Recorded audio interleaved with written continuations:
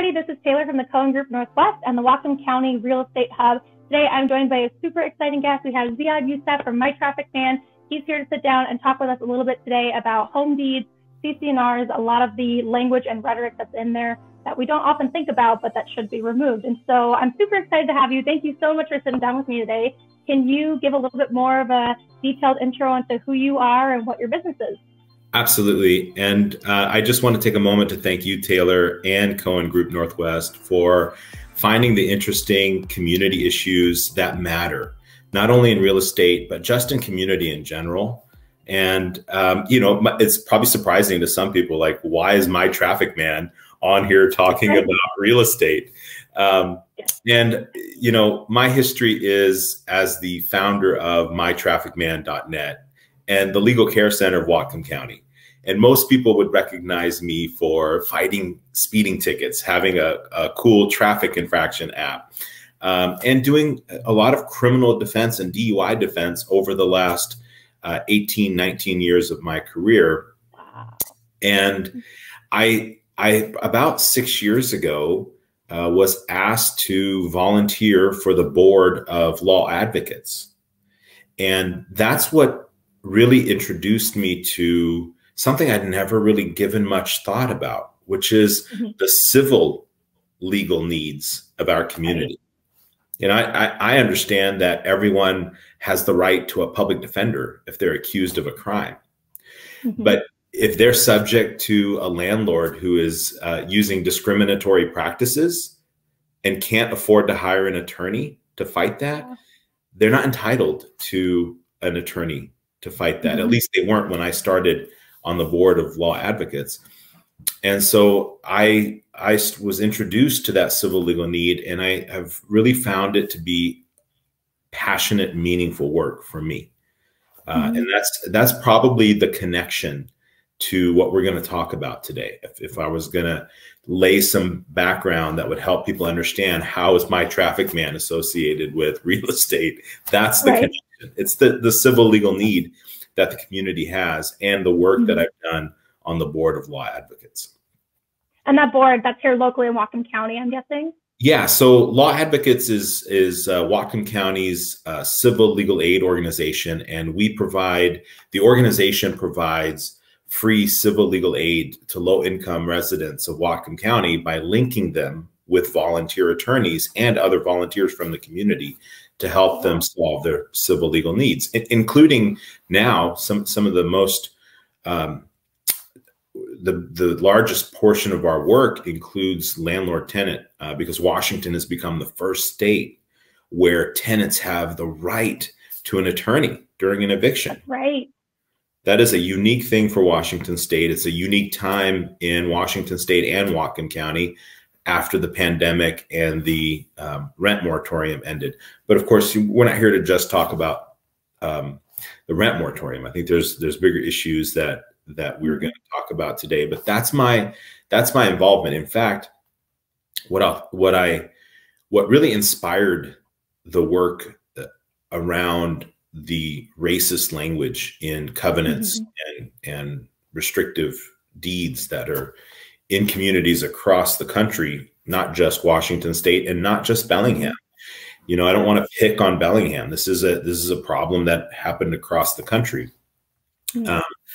But what opened my eyes to it was during a training we were doing at a strategic planning session at Law Advocates.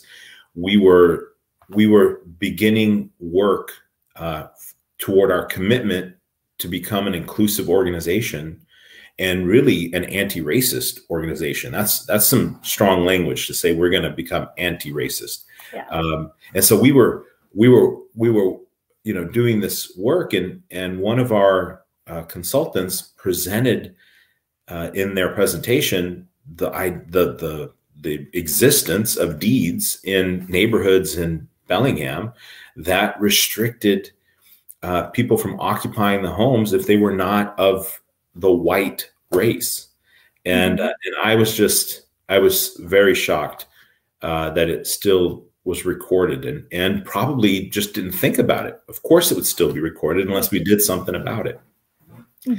So my mind starts, it's a problem solving mind. My mind is like, well, I can't believe that there's written language that specifically, prefers one race over the other when it comes to living in a home, right? Like legal documentation. Yes, that's recorded, in history and recorded as a legal document in our auditor's office. And, I continue to put in the time to listen to the work we were doing, to participate in the training we were doing at Law Advocates. And it's probably been one of the most meaningful experiences for me. And I'll say this to anyone who's going to watch, is that one of the things I learned was that I used to always go around saying, hey, I'm an immigrant. I was born in a foreign country. I immigrated here in the 70s with my parents, and I worked hard and I created a wonderful business, and I'm really proud of, and I am really proud of all of that. And anyone who works hard will get that too. I used to set myself up as an example, and I want to be an example, but I realized that I immigrated here after the Civil Rights Act. I immigrated here after the 13th Amendment abolished slavery, after the 14th Amendment set equal protection up. I immigrated after all of those events that segregated communities based on race. And I came here with a complete family. I had both my parents. I had a big family. There's a whole lot of dynamics that didn't happen in my world that other communities that had been previously discriminated against and segregated experienced. And not to say that it doesn't still happen to people of Middle Eastern descent, but I had a little bit of privilege there, including a lighter color skin. And I think that in participating in the training, I'm not ashamed of anything that I thought in the past. I just evolved from what I thought about in the past. It's not just work hard. There are real obstacles that are in place that are still systemic in our institutions that are preventing us from truly becoming what our full potential can be as a community. And that's how I see it. I don't see it as forcing anything on anyone. It's just evolving to our full potential. For sure. Well, and I like what you said earlier when you were like, I don't want to pick on Bellingham or Washington, but you're right. This is a universal thing. Like, I think oftentimes people don't like to think of anywhere other than like the parts of the South that we learn about in elementary school, like those little cherry picked parts of our textbooks. They're just like, oh, well, it's not like, this state or that state. We're Washington. We're so far north. But I mean, it's in like Spokane, Seattle, Tacoma, like it's not a specific, it doesn't exist in a vacuum, right? Like it's everywhere. That's right. And the work is difficult, whether you're in the South or whether you're up here. In fact, I think if you're in communities where the work has been more predominant, it's actually easier to get the work done in communities in the South where you've been working on it. I mean, the South inspired the Civil Rights Act of 1964. It wasn't necessarily things that happened in Washington State that inspired that, right? So the work's been done for many, many years. And up here, where we haven't really looked back and asked ourselves, hey, what's our responsibility in this as a community? And I came to Washington in 1990. So I speak after, 30 years, almost 30 years now or more of living in this community, of saying, okay, well, now I want to reflect back on what is the community I want to live in, and what responsibility do I have to make an impact, and a positive impact, to see that community be its full potential. And that's kind of where I come from at this stage in my life and in my career. And I think that the conversations we're having around race are very important. And we're kind of, going around it a little bit, but I can tell you that it is very difficult and uncomfortable work sometimes. Right. It has to be. And, You know, we live in a time where if you are labeled something, it's like you become a hashtag or a meme and it's so intimidating for people to just talk in an environment where it's okay to debate and disagree if we're truly making progress. And I love those good debates. You know, I love listening to the challenges, to things that make me think and reconsider what I used to believe, right? Which again is that you work hard in America, you make it. And it's true, but some people have to work harder. Yeah. Some people given all the same opportunity just have to work harder, right? Yeah. Then I'll share a story with you because you know, our topic is about equity. When one of my very dear friends told me that he still calls a friend when he's pulled over by law enforcement and leaves them on speakerphone. And this is somebody who is a role model to me, a mentor to me, right? And also a peer. My jaw dropped. My jaw dropped because you don't imagine the person that you look up to who's a giant still has to feel that sense of concern. And it's no one police officer's fault. It's no one law enforcement agency's responsibility to solve all this. But it does require some work to start doing that. And that's a whole other conversation, right? Like in my world of criminal defense, that's a real topic every day. How challenging is that going to be to take an institution like that, where, you know, people are generally more conservative, they're protective, and they you know, they need to be, they see the world a certain way because it's a lot of crime and a lot of violence. But at the same time, how do you take that world and get them to open up to concepts of race equity and inclusion, things that had been probably ignored for decades, right?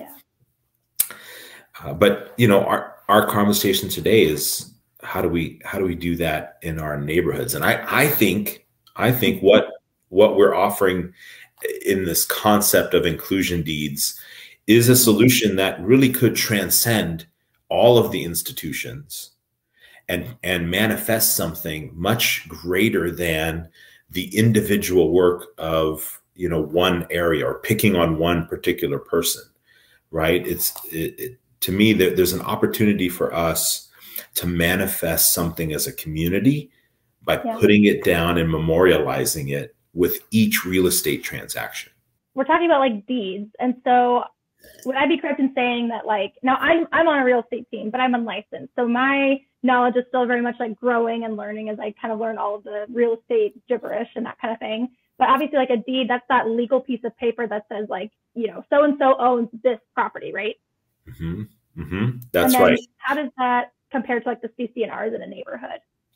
So you know, a deed, and I think on the Inclusion Deeds Facebook page, we have a great video by someone who's much more talented than I am in real estate law, because I don't know I don't practice real estate law. But Carrie Blackwood really explained it well. A deed is a document that transfers ownership of real estate from one person to the next. And that deed can have certain legal language in it that creates rights and obligations to the person transferring ownership and the person receiving ownership. But the deed really memorializes the transfer. CCNRs, they become like the rules and regulations that you have to follow if you're living on that property or in that community. Okay.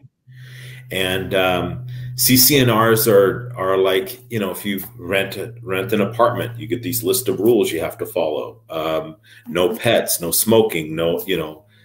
Well, landowners frequently will use CCNRs to do things like make sure that people who live in the neighborhood are maintaining their yards so that the appearance of the property in that community always looks to a certain standard. Ones that I've seen from just properties that I've purchased include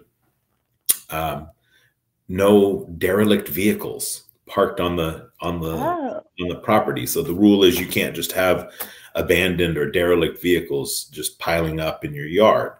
Okay. And they're meant to kind of ensure a certain standard of maintenance and care for the property. And I think it was, in the 40s, after the Supreme Court ruled that you could not discriminate in home ownership on the basis of race. You couldn't include that kind of language.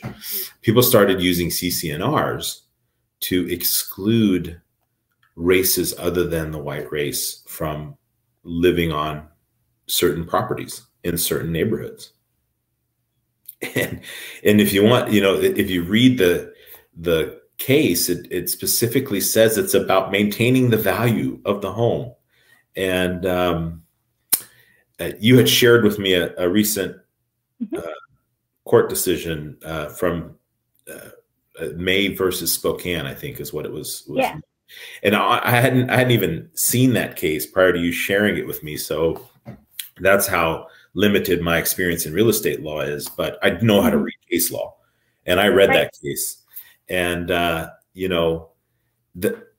the state's answer to these covenants and conditions, these CCNRs that were racist, that excluded anyone other than the white race from living in a certain neighborhood, the answer was to make them illegal.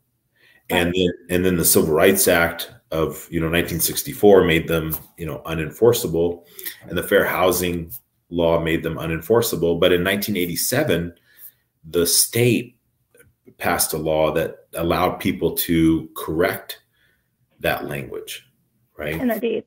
Yeah.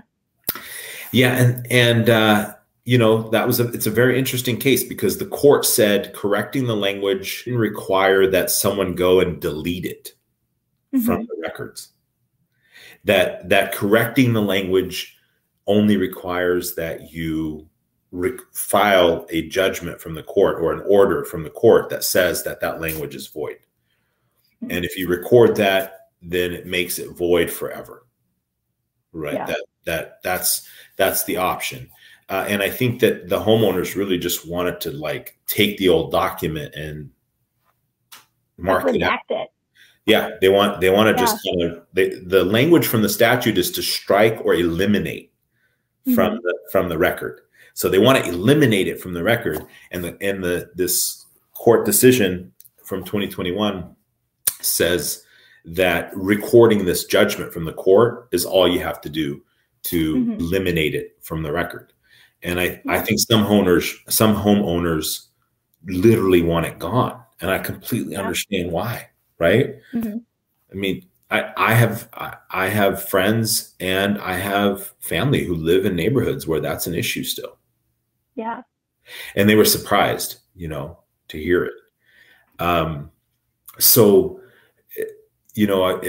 I got to thinking, okay, if people want to manifest hate in their neighborhoods by recording these things, sure, the obvious solution is to make it unenforceable. And the federal government did that for us.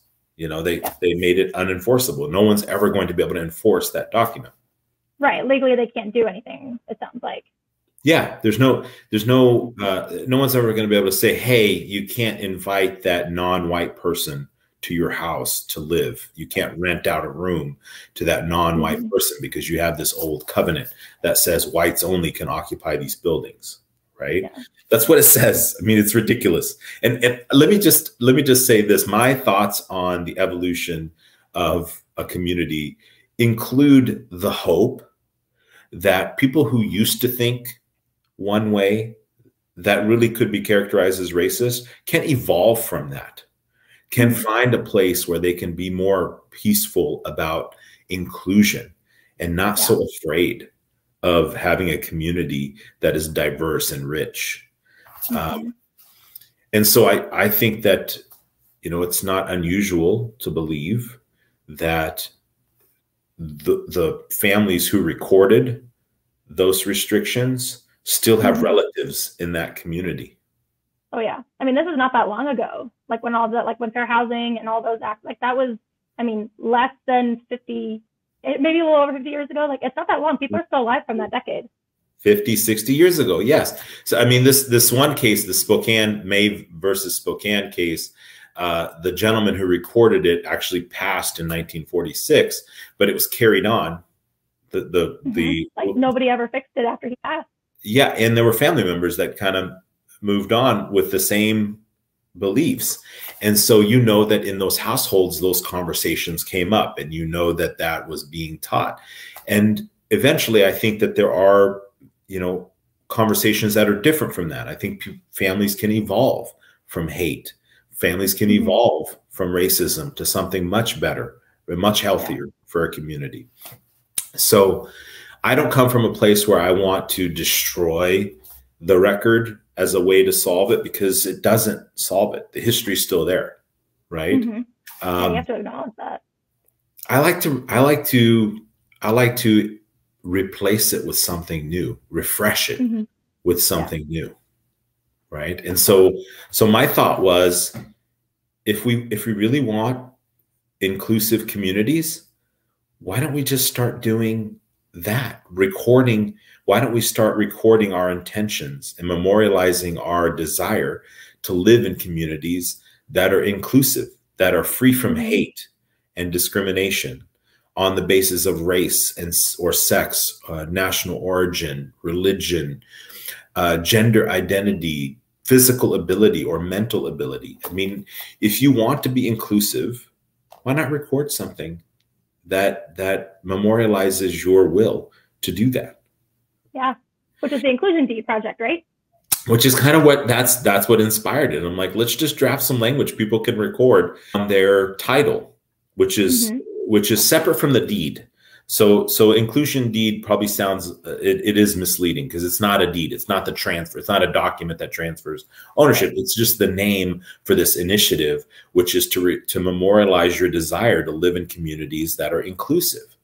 And you know, I'm staying down here in West Seattle, and I believe there are communities in West Seattle that have these same CCNRs. I don't know if I'm renting an Airbnb on one of those very neighborhoods. I don't know that, because I haven't done a title search. I haven't gone to a title company and said, hey, before I stay there, I need you to search and make sure there was no CCNRs, because I refuse to stay at places like that.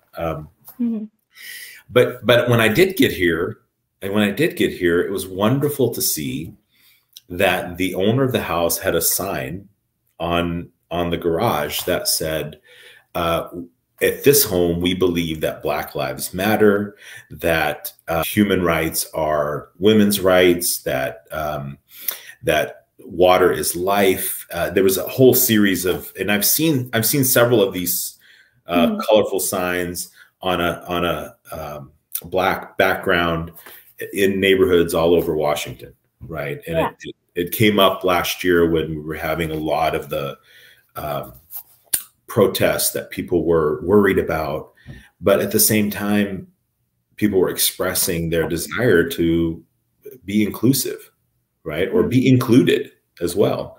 But it was welcoming to see that here.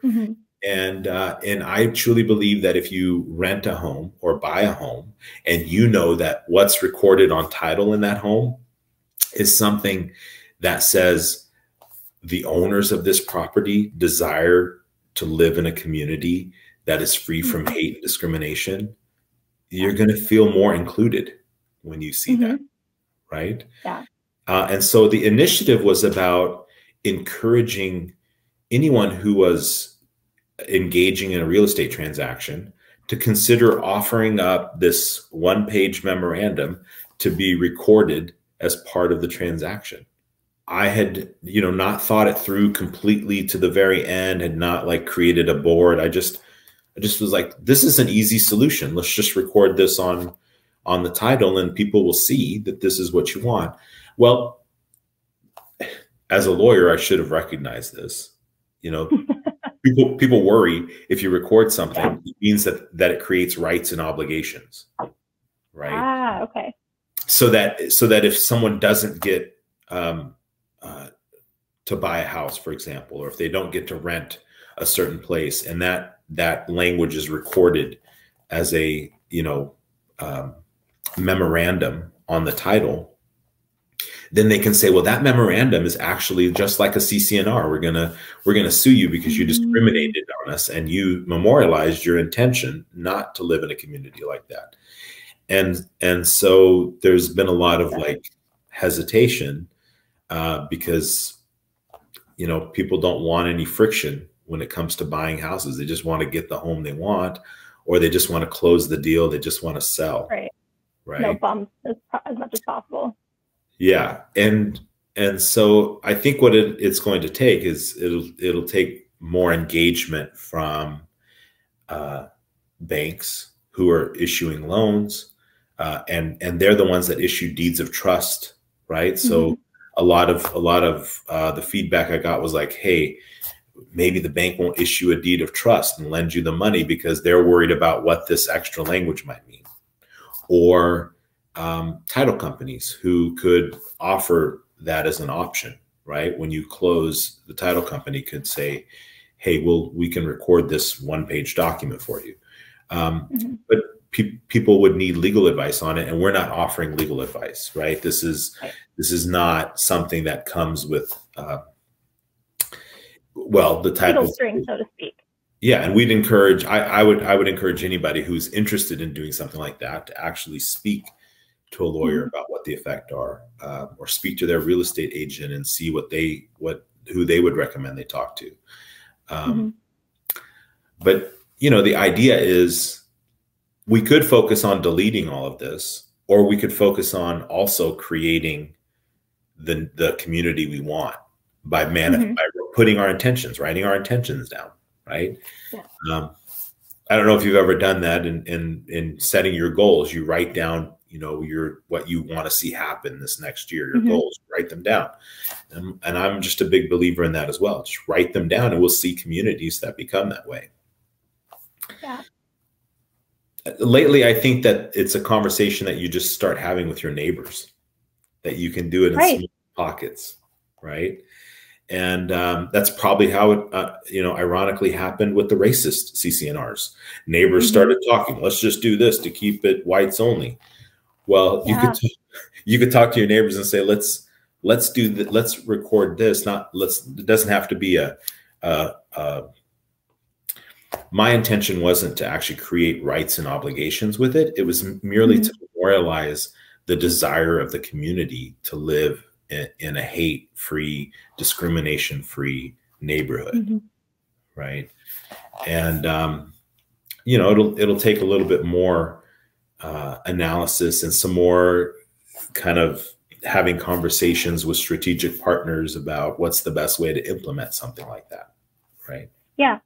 Well, and is it one of those things where I'm guessing it's universally applicable? So even if your home now doesn't have any of that racist rhetoric in your documents, I'm assuming you can still incorporate your inclusion deed when you buy it, if I'm not mistaken. Yeah. So I asked a title agent that I work with very regularly, and I said, hey, if I want to record this memorandum, and my title agent said, you tell me what you want to record, I'll record it, right?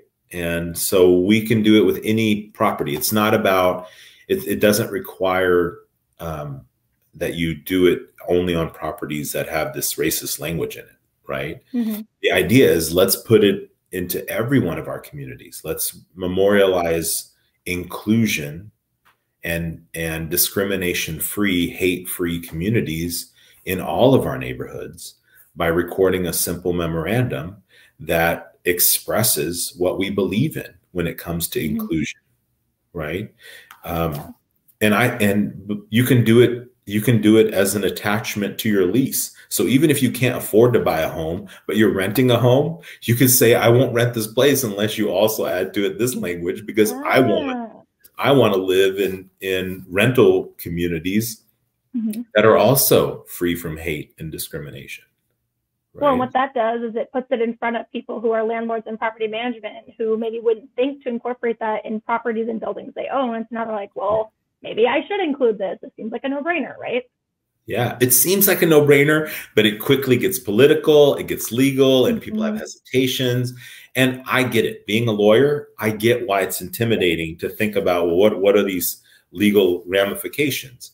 And so it would take some additional work and probably some support and someone who would kind of set the example, you know, and I think that needs to come from the real estate leaders in our community, right? I think all the banks, the title companies, the real estate agents, the brokers, it needs to come from the real estate leaders.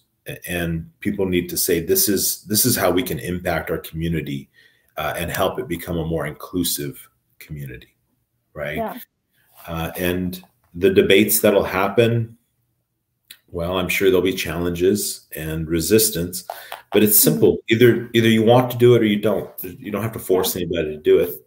And it would be interesting to see communities where, you know, entire neighborhoods have something recorded in them that manifests that. Because one of the responses I got was, Ziad, you don't need to do that. We already have a law. We have the Civil Rights Act. It says it's illegal to discriminate. You know, we have a whole law that anyone can read anytime they want that says it's illegal to discriminate on the basis of race, sex, religion, or national origin. And I agree that that's a great example that we set in 1964. Right. And we still had struggles. And we still have struggles. Yeah. Right. And so why not start reminding everyone that it's there? And so the next response is that, look, every time we do a loan, there is, you know, language about the fair housing law, and there's language in there it's already recorded. And my response to that is language that tells you what you can't do. And telling someone what they can't do doesn't manifest what you want. Right. What I believe manifests what you want is writing down what you want.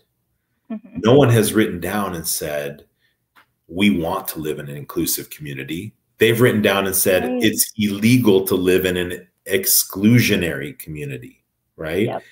I don't like to look at it in the negative like that. I don't think it gets us as far as we need to get. I think it's necessary to have those laws. Otherwise, we wouldn't even get to where we're at now. But the idea is, if you record something in the positive, where you're affirming your intention, you're going to see more of it. That's what I believe, right? The more you put it down, the more you're going to see what it is that you want, because you're recording it, you're memorializing it.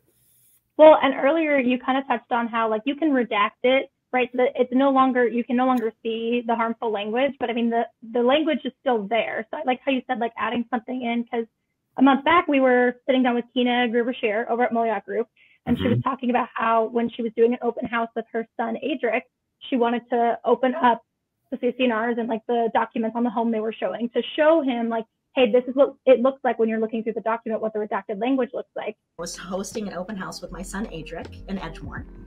And we had a home book in the house. Just picked up the home book. We're getting ready to have our open house. And I realized that I had not really educated my son on the CCNR. So we're sitting there talking. I said, okay, Edgemoor has these CCNRs. They're here. But I said, what happens is when the title company gives you home books and the deed, sometimes they'll redact the language or black it out so that you don't see it. So I know exactly where it is in the CCNRs. I've seen it several times. So I open up the home book to show Adric what it looks like when they redact it. It hadn't been redacted. So I'm sitting in my open house, and I felt, I mean, the pain and just reading the language and sharing that moment with him. And he was just like, that's very messed up. Yeah. Well, and it hurts. It hurts to read it. It's hurtful. If you open it up and you see that it's clearly there, it's hurtful. And there's a sting that goes with it, especially if you identify with the community that is excluded in that language. Yeah. It just continues to feed generational trauma. Yeah. And I got to tell you, even when I look at it, it's offensive to me because I empathize with the community who is excluded and still say to myself, I would have fought that in the 40s and the 50s. And I'm light skinned. I'm going to have an easier fight than someone who's dark skinned. And that's unfortunate. And that to me, that works me up. But someone who reads that, it's hurtful language. So I understand why you want it redacted, why you want it eliminated from the record, right? Because what you want in your community isn't just to eliminate racism. What you want in your community is to promote inclusion, is to create this wonderful, diverse community that can live up to its greatest potential because of the diversity. Right. So my suggestion is just an initiative that gives people another option in addition to anything else they want to do, which is figure out how to write down what you want and put that on title. Right. Yeah. And I think that if you go back and read the language, speaking of hurtful, if you read the language of that Spokane, people need to see it. People need to see that whole like specific language that was so exclusionary and hateful and discriminatory, and why it would be so healthy for a community, not just to eliminate that, but to actually start to put in the type of intentions into our community that create the inclusion we want, that make it a welcoming community. And I go back and think about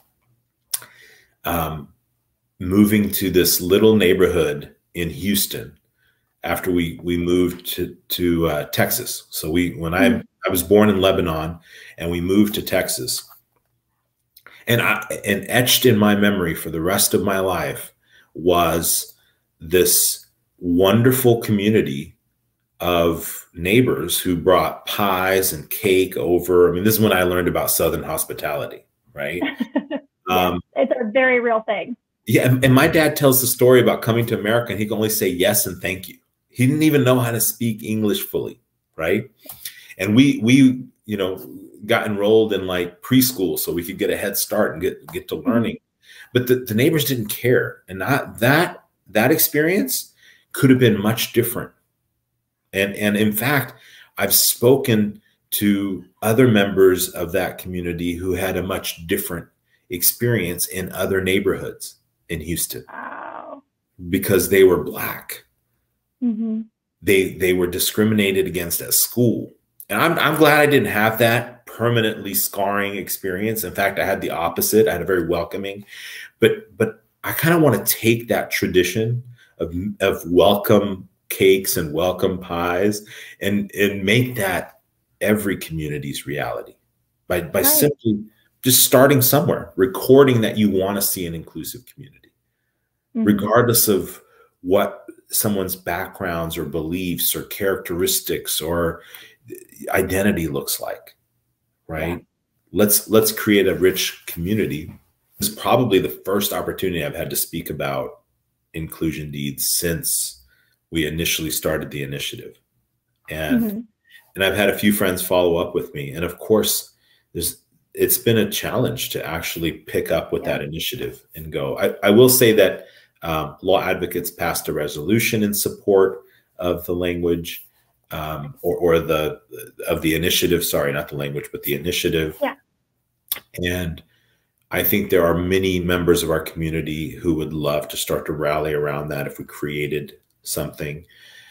But, it's as simple as like, if you're willing to put a sign out in front of your house, maybe you're also willing to record something on your title. Right? I mean, as long as, you're working with the right people, like your realtor and your title company. I mean, I think one of the things we touched on is how, like, when people are going through the transaction of buying property, it's like, I just want to get it done. I don't want there to be any issues or like things that make it take longer. So I think by including those people, like you talked about, like the banks and title and your agent who can probably help you make that happen in a very smooth way. I mean, it seems like it would be, again, one of those things where it's the opposite of it before, where it's an afterthought that, oh yeah, we'll just make sure that gets in there. So, I mean, how can, especially because this is a Facebook group we're talking to of like 600 plus real estate professionals in Whatcom County, how can they rally behind this initiative and support it and, potentially get you guys to the point where this is just the norm going forward? Yeah, I love that. Just the vision that you just spelled out there is exciting, right? That you could make it such the afterthought that of course we're going to record. And really the thing is though, that we want it to be the first thought that you think about. I want to live in a community. It's a beautiful house, got a great view, but the neighbors are so great because they are welcoming to all. Right? You can still have your privacy, but you know, at least when you finally make it to your neighbor's house, they believe in things that are inclusive, not hateful, and not discriminatory. You're going to feel more welcome. And it would be great to have real estate agents start thinking about what would make buyers and sellers more comfortable adding language like this. What would make bankers more comfortable, you know, having a deed of trust that also includes a memorandum that's going to get recorded. Right? Yeah. What would title companies feel would be the most effective way to record this? And having that conversation probably will expedite getting us to that point where it's just kind of like, that's part of the process, right? Yeah. But I envision that people, when they're signing on their deed or signing their rental agreement, because I don't want to exclude the group of people who don't own houses, right? But they still have a property interest. When you sign a rental agreement, you have a property interest in that real estate. You're responsible for the place that you're in. Yeah, and of course, tenants never feel like they can really negotiate the terms of that. But if you got it to the point where, like, yeah, you get to have a choice. Do you want to add this or do you not want to add this in your recording? No one has to be punished because they're not recording it, but give them the option because maybe they really want to. Landlords don't have to be punished. Sellers don't have to be punished. Buyers don't have to be punished for not doing it. But maybe the conversation starts happening more often when we're recording, when we're like at closing. Hey, would you like to add this document, you know, to your closing documents? And of course, there should be some education around that and an opportunity to talk. And when that buzz starts to happen, that's when things start to change, you know. And if you're doing it, you know, right now we're recording, I don't know how many home sales are happening all the time, but more so than that, there's leases being signed every day, all the time. There's so many property management companies. I mean, when I think of, I can think of like PTLA, Sunrise, like there's so many that I think of that I'm like, this would just make sense as part of all. I mean, there's a lot of documents you sign, right? But again, it's that thing of like, when you're buying a home, like putting it into the closing documents, when you're signing your lease, like popping it in there, like it's one of those things that just seems like it would be, I mean, it's just another signature, you know, it just takes less than 2 seconds. Yeah. Well, and that's the thing. What I think you'll hear from everyone is that, well, we don't need to put it in there because there's these laws that say it's illegal to discriminate. Right. And so we don't need to. That's what you're gonna get from everyone you talk to. We don't need it because we have these laws. And of course, yes, thank you for the laws that protect us. But what about manifesting what we want, what we desire? There's nothing that says we want a community that's like this versus we don't want that community. Right. We want to talk about the community we do want versus talking about the one that's prohibited, right? This is the one we do want. And I think the other part of that is it is only 2 seconds for a signature, but I think the real value in it is taking 60 seconds or maybe 120 seconds just to read the language, which is that we want to live in communities that are free from hate and discrimination on the basis of race, sex, religion, national origin, gender identity or preference, physical or mental ability. And if there's something I missed, let's include that too, because I think we live in the most fulfilled and meaningful version of our community when it allows for that diversity.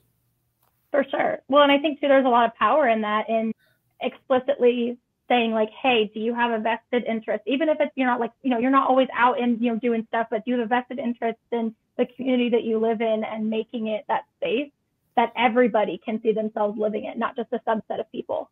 Yes. Yes. And unfortunately, this is the ironic thing. In 1946, when they recorded that language in Spokane, that community thought that's the one they want to live in forever. Right. And they at least that community of racist, hateful people thought that that was the one they wanted to live in forever. So they put it down in writing. We don't live in that community anymore. We are evolving from that community. And it is important to start recording that when we start transferring ownership of property, which, by the way, the Constitution doesn't talk about the pursuit of happiness except in the preamble to the Constitution, where it says life, liberty, and the pursuit of happiness. But in the Constitution, the rules that we actually have to follow under the Constitution talk about life, liberty, and property. Property is substituted for the pursuit of happiness. And so if we don't make property the most meaningful version of that, that life, that happiness, that pursuit of happiness, then we're not really letting our community evolve to the most, the best version that it can be, right? Of that happiness.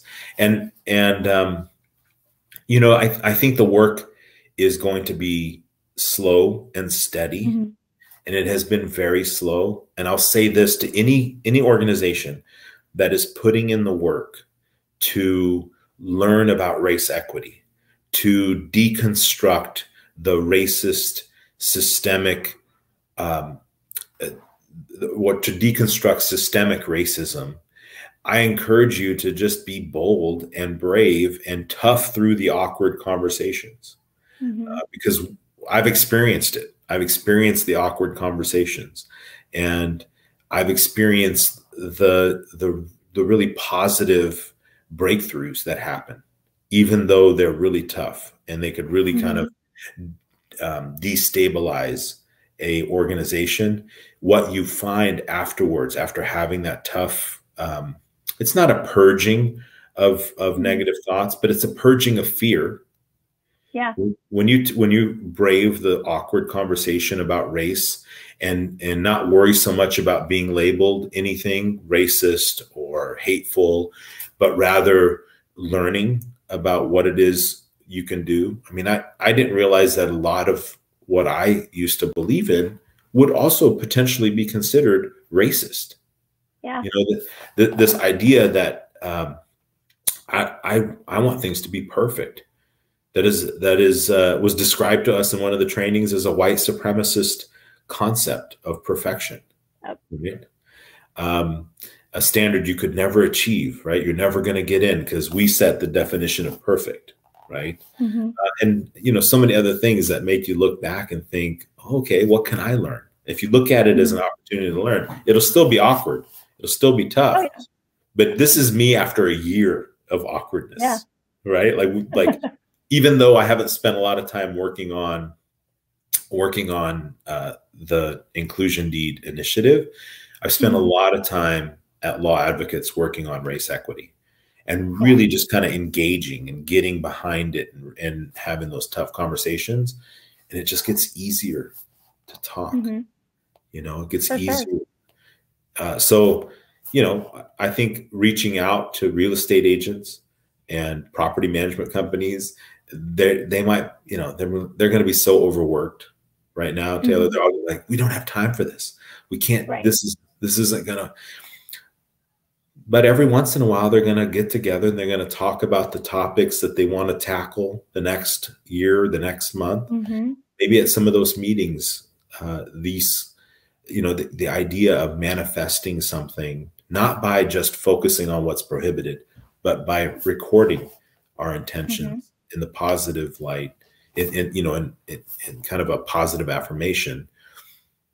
Maybe that'll start to get the conversation going for them. Yeah. Well, it's definitely too. I mean, you know, whether it's before we ramp into busy season, which is coming up the next month or two, or maybe at the tail end when we're starting to slow down, like before the new year, like you said. I mean, yeah, sure. Maybe sometimes people are going to get a little uncomfortable, but you can't have growth if all you ever are is comfortable and content, right? Like you have to get vulnerable and have those conversations in order to make it a difference and make change. Yeah, like, you know, get the pushback that says we don't need it, then push through it, right? And figure out what it is that would make it work. And I think a couple of years ago, I used as much time as I had to kind of push forward. And we set up the site, we set up the Facebook page, and we, you know, came up with some language and shared it on the site for people to consider. But I definitely think that if that language and the form of how it gets recorded, whether it's a memorandum or, maybe property managers and real estate agents and title companies and real estate lawyers, which I am not, could come up with something. Disclaimer: I am not a real estate lawyer. Yeah, I'm not, and we're not saying that we think that that's just an example. We're not in, I would advise anyone who wants to do this to speak to the professionals before making that decision. But that doesn't mean that you can't want to do it and have that, ask that, because I've asked. And so, I'm be very curious what happens now that this conversation's happened. And I got to tell you, Taylor, I thought about this conversation and I said, whoa, we're going to bring this back up to the forefront, and the real estate hub is no joke. There's 600 people, following along. And so maybe there will be more conversations. And if someone wants to talk to me, I'm happy to sit in on those conversations. And people can reach out to me on social media, on LinkedIn. And if someone reaches out to you and wants my contact information, you have it. You can give it to them. Because if someone's willing to have that conversation, I'm happy to have it with them. Is there anything else that you can think of that you feel is important to contribute to this conversation and get that dialogue rolling in the hub?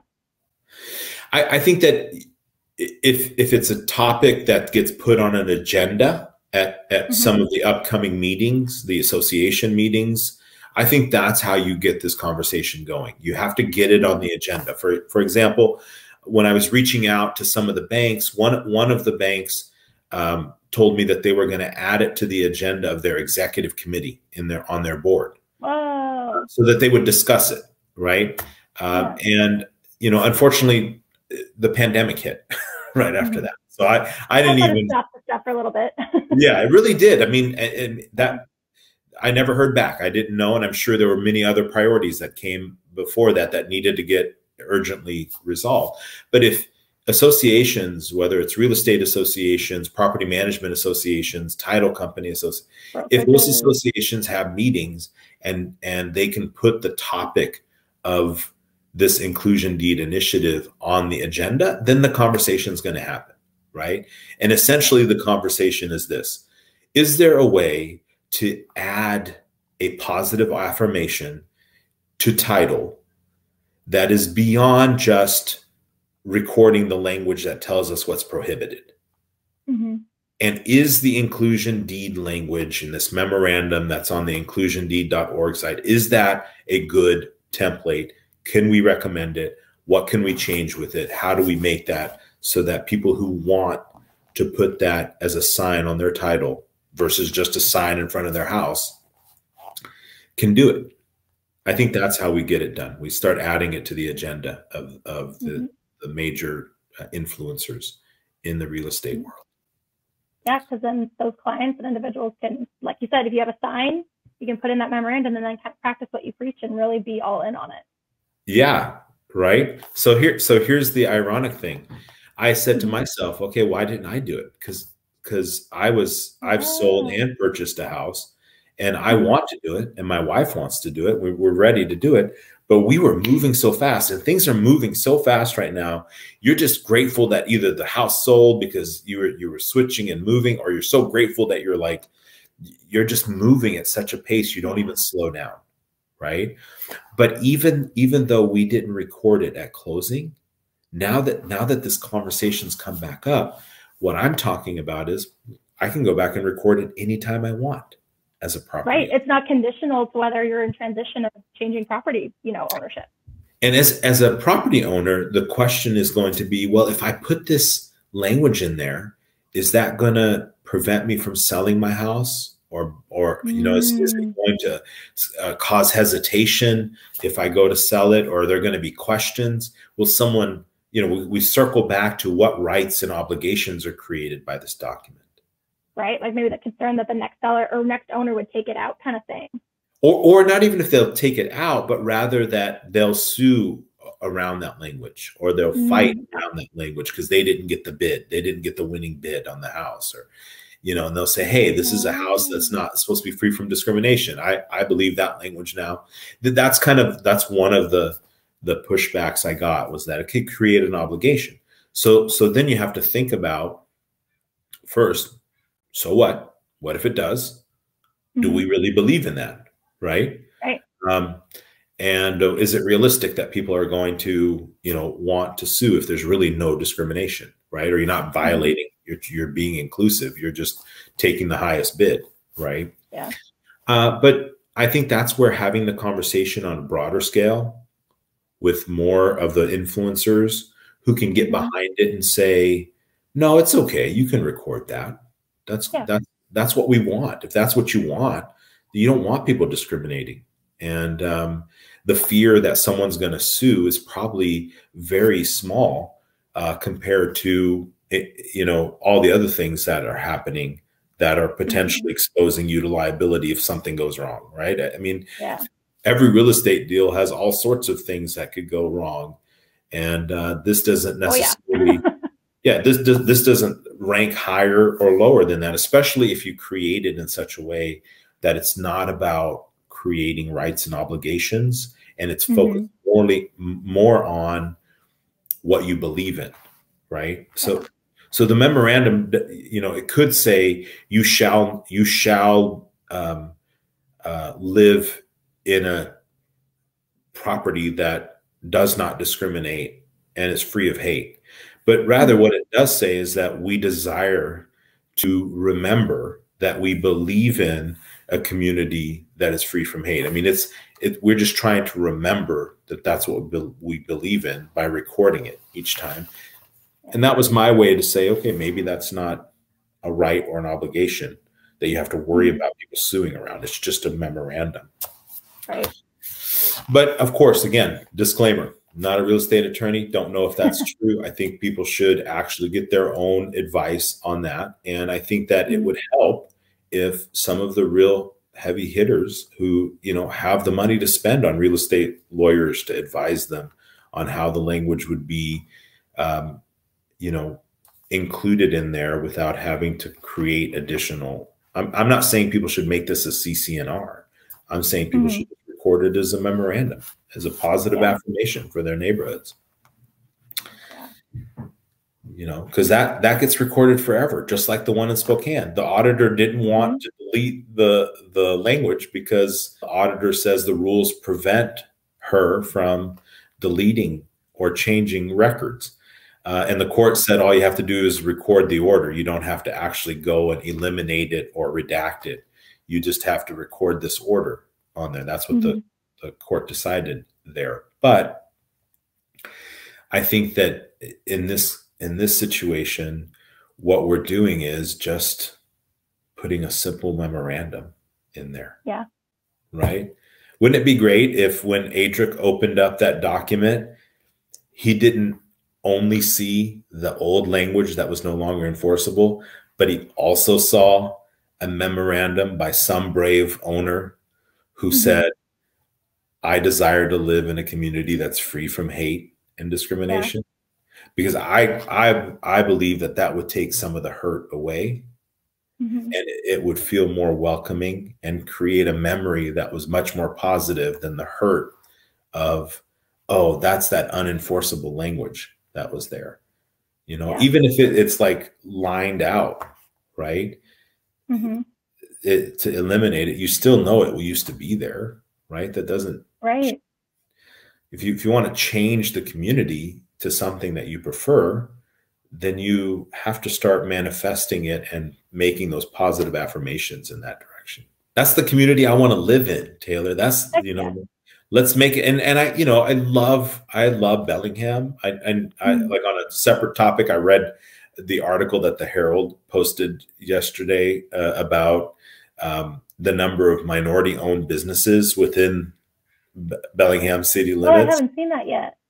Yeah, it was disproportionate to, I think there was like 22% of the population of Bellingham identifies as non-white, yet only 6% of business owners in the city of Bellingham identify as non-white. I think there was this big like disparity, and great, recognize there's this disparity, and then let's start making some positive affirmations towards changing that and actually doing it. Because the minute I read that article, I thought about all the minority-owned businesses that I know and support, and I know the hard work they put into doing that work. But we will change it when we invite more minorities into when our community becomes a little bit more welcoming. What the article says is that if 22% of that population is already here, if 22% of our Bellingham population is already here identifying as non-white, why don't we have a similar, why doesn't that translate into business ownership at that same level at 20%, or and that's Bellingham, not like Whatcom County, right? That's like just I didn't get that answer. I didn't know if it was all Whatcom County, but I'd be surprised. I think there's a lot of minority-owned businesses throughout the county, but the city itself, I mean, I think that it is pretty enlightening, and it's expensive to live in the city. I don't want to make excuses for that, but if you do live in the city and you count yourself as part of that 22%, why don't you get to go to businesses in that same level? I don't know. That's an interesting thing to look at, and it's a harsh judgment on the city. All I can say is that I've encountered many people in Bellingham who want to put in the work. Yeah. So my response to that article is, I think there's a lot of people in Bellingham who want to put in the work to change the disparity and create a more welcoming community, including me. Well, thank you so much for coming on the Hub today. I am so excited to get this out to everybody. And obviously I'll put all your info up here, but where can people find you and continue to follow along with the inclusion deed? Well, I mean, I think inclusiondeed.org is the website. There's Inclusion Deed. They could follow the Facebook page. As I find some time to put some effort into that initiative, what I would encourage people to do is take those links, inclusiondeed.org, and start talking to their agents and start talking to their property managers and seeing what feedback we get. And anyone who has the energy to go and get that on an agenda somewhere to have that conversation, let's start doing that too. Perfect. Awesome. Well, thank you so much. We appreciate it. Okay. Bye.